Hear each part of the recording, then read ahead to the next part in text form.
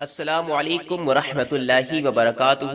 سامعین کرام، اللہ رب العزت اپنے نیک بندوں کو کبھی بھی تنہا نہیں چھوڑتا، ہمیشہ ان کی غیب سے مدد فرماتا ہی رہتا ہے۔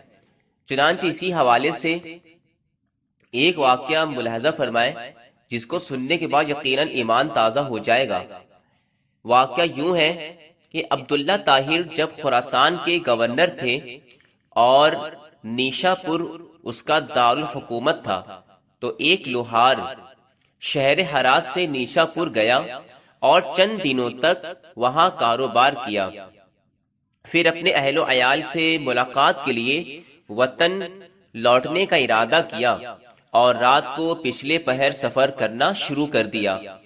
انہی دنوں عبداللہ طاہر نے سپاہیوں کو حکم دے رکھا تھا کہ وہ شہر کے راستوں کو محفوظ بنائے تاکہ کسی مسافر کو کوئی خطرہ لاحق نہ ہو۔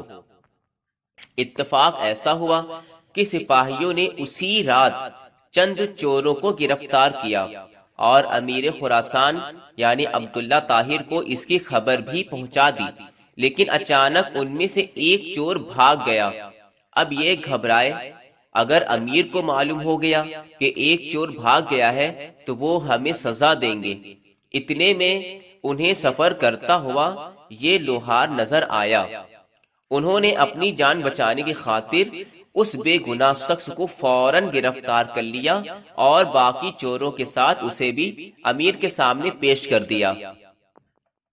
تو سامعین کرام، امیر خراسان نے سمجھا کہ یہ سب چوری کرتے ہوئے پکڑے گئے ہیں، اس لیے مزید کسی تفصیص و تحقیق کے بغیر سب کو قید کرنے کا حکم دے دیا۔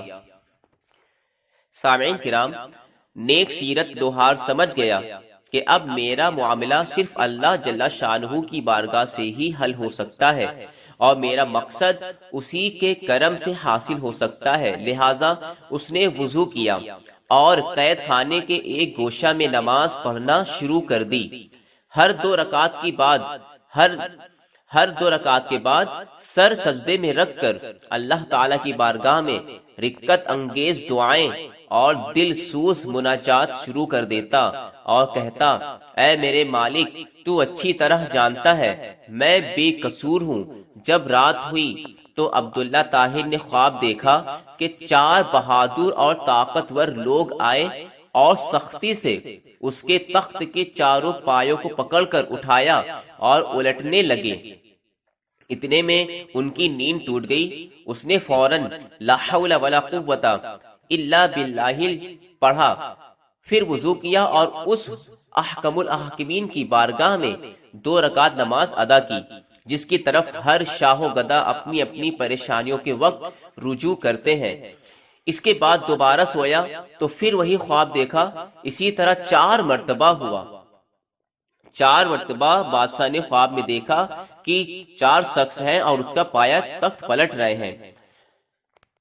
تو سامعین کرام، امیر خراسان عبداللہ طاہر اس واقعے سے گھبرا گئے اور انہیں یقین ہو گیا کہ ضرور اس میں کوئی مظلوم کی آہ کا اثر ہے، جیسا کہ کسی صاحب علم و دانش نے کہا ہے، لاکھوں تیر اور بھالے وہ کام نہیں کر سکتے جو کام ایک بڑھیا صبح کے وقت کر دیتی ہے۔ بارہا ایسا ہوا ہے کہ دشمنوں سے مردانہ وار مقابلہ کرنے اور انہیں شکست دینے والے بوڑھی عورتوں کی بددعا سے تباہ و برباد ہو گئے۔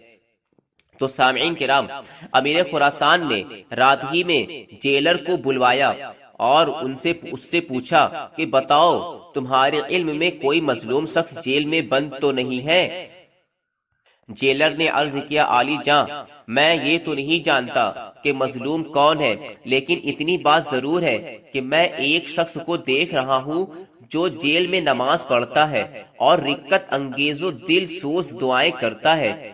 امیر نے حکم دیا اسے فوراً حاضر کیا جائے۔ جب وہ شخص امیر کے سامنے حاضر ہوا تو امیر نے اس کے معاملے کی تحقیق کی، معلوم ہوا کہ وہ بے قصور ہے۔ امیر نے اس شخص سے معذرت کی اور کہا، آپ میرے ساتھ 3 کام کیجئے۔ نمبر 1، آپ مجھے معاف کر دیں۔ دوسرا، میری طرف سے 1000 درہم قبول فرمائیں۔ اور تیسرا، جب بھی آپ کو کسی قسم کی پریشانی درپیش ہو تو میرے پاس تشریف لائیں تاکہ میں آپ کی مدد کر سکوں۔